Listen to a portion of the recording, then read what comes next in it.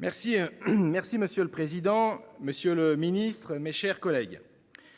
À l'initiative de notre collègue Mélanie Vogel, qui regrette de ne pouvoir être des nôtres aujourd'hui et que je vous prie de bien vouloir excuser, le groupe écologiste Solidarité et Territoires propose qu'à son tour, le Sénat s'exprime sur l'horreur, sur l'indicible crime contre l'humanité opéré méthodiquement depuis plus de 10 ans dans l'ouest de la Chine. Pour compléter la résolution votée à l'Assemblée nationale, nous vous proposons de manière plus opérationnelle de stopper l'importation des produits issus du travail forcé des Ouïghours en France comme en Europe.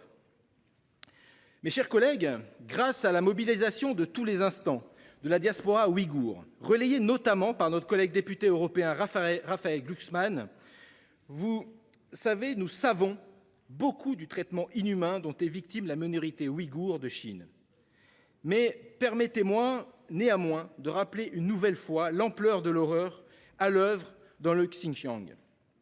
Depuis le début des années 2010, et surtout depuis l'accession au pouvoir de Xi Jinping, la République populaire de Chine adopte une stratégie d'assimilation culturelle violente envers les groupes minoritaires et particulièrement avec la minorité musulmane ouïghour dans la région autonome du Xinjiang.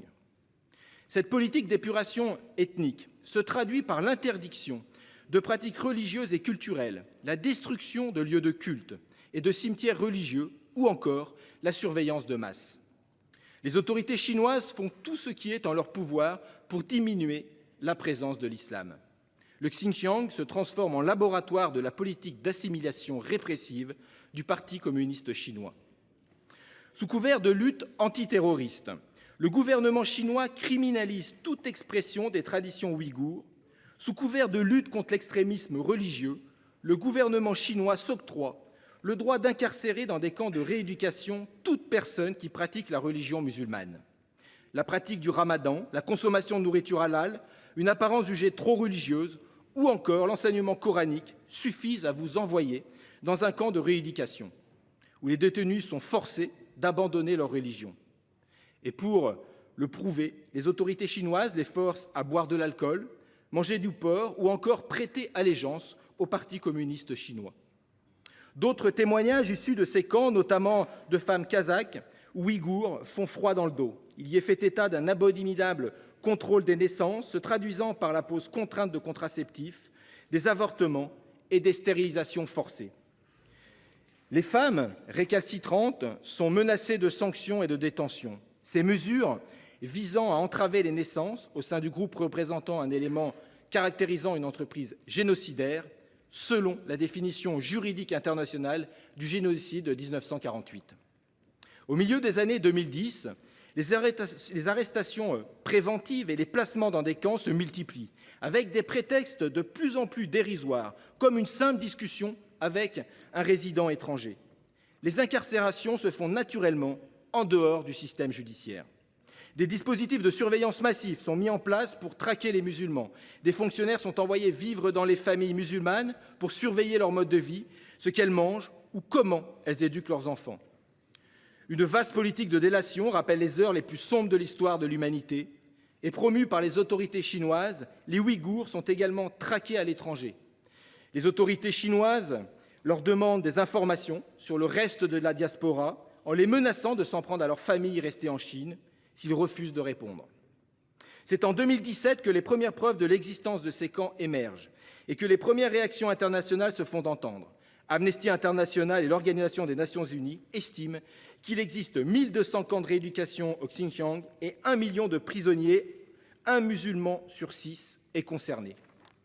Quelques mois plus tard, l'on découvre que le gouvernement chinois organise un système de travail forcé des Ouïghours. Dans un rapport des autorités chinoises qui date de 2020, nous apprenons que 2,6 millions de citoyens ouïghours du Xinjiang ont été placés dans des fermes et des usines.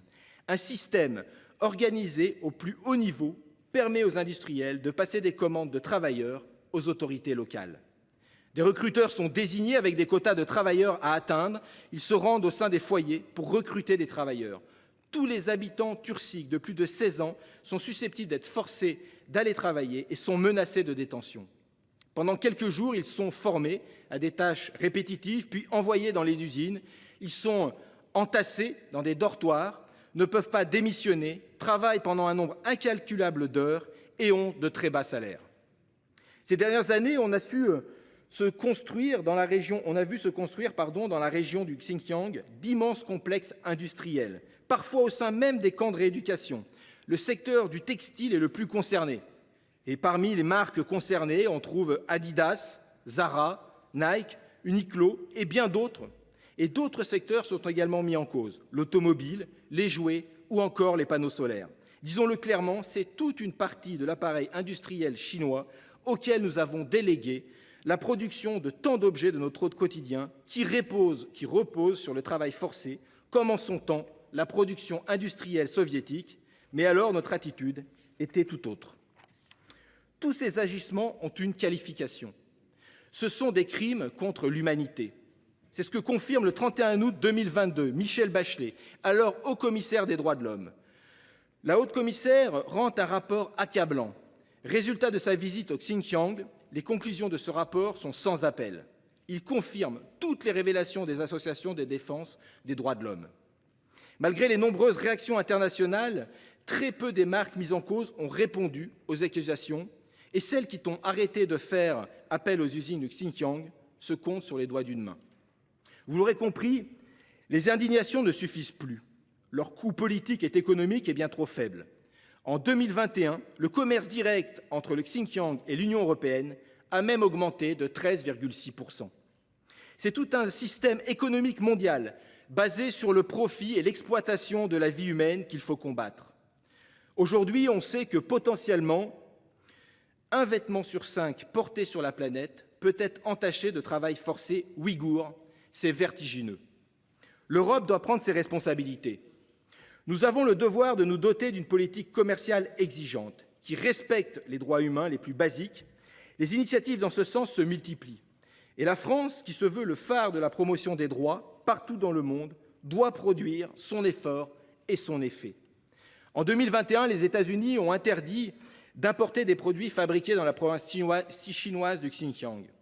Tout produit fabriqué, même partiellement au Xinjiang, est issu du travail forcé et ne peut être importé, sauf si les entreprises sont en mesure de fournir des preuves claires et convaincantes du contraire. Dans le même esprit, la Commission européenne a présenté au mois de septembre dernier un projet qui permettrait à terme d'interdire certains produits d'entrée sur le marché européen. En cas de soupçon autour d'un produit, les organismes en charge de la surveillance des marchés pourront lancer une enquête préliminaire. Au terme de cette enquête, le produit soupçonné pourrait être banni du marché européen. Comme l'explique notre proposition de résolution, nous souhaiterions que la France et l'Europe adoptent une position proche de celle des États-Unis. En effet, nous pensons que la charge de la preuve doit être inversée. Ce sont les industriels qui doivent prouver de manière convaincante qu'ils ne se fournissent pas dans des usines et qui font appel au travail forcé des Ouïghours. Ce ne sont pas aux pouvoirs publics ou aux lanceurs d'alerte d'en apporter les preuves. Je précise au passage qu'adopter la position américaine sur ce volet n'est pas du tout synonyme dans notre esprit d'un alignement complet avec des positions américaines dans la guerre commerciale, parfois quelque peu manichéenne, engagée contre la Chine. Au regard des bouleversements géopolitiques majeurs que nous connaissons ces dernières années, l'Europe et la France sont dans la nécessité impérieuse de redéfinir leurs relations avec la Chine et de construire une politique chinoise qui nous soit propre. Au regard des valeurs portées par notre pays et notre Union continentale, la fermeté absolue vis-à-vis des crimes contre l'humanité doit pour nous constituer une composante essentielle de notre relation avec Pékin. Alors que l'Assemblée nationale a adopté en janvier 2022 une proposition de résolution portant sur la reconnaissance et la condamnation du caractère génocidaire des violences politiques, systématiques ainsi que des crimes contre l'humanité actuellement perpétrés par la République populaire de Chine à l'égard des Ouïghours, comment pouvons-nous continuer à importer, vendre et consommer des produits qui sont clairement fabriqués dans des conditions de travail forcées et qui n'ont pas grand-chose à envier au goulag? Il est plus que logique et cohérent aujourd'hui de demander au gouvernement d'adopter de vraies mesures efficaces pour cesser, selon les mots de notre collègue Mélanie Vogel, d'offrir un débouché commercial aux crimes contre l'humanité. En mettant en place une politique qui rejette tout produit issu du travail forcé des Ouïghours, la France ferait peser une vraie chape de plomb sur la Chine, qui mise énormément sur les développements de la région du Xinjiang, région au cœur du projet de nouvelle route de la soie, en lien avec la position géographique au croisement de routes commerciales entre les continents européen et asiatique. Le seul rapport de force que comprend la Chine est économique, et c'est à son portefeuille qu'il faut s'attaquer pour tenter de retrouver le sens de notre humanité. Merci.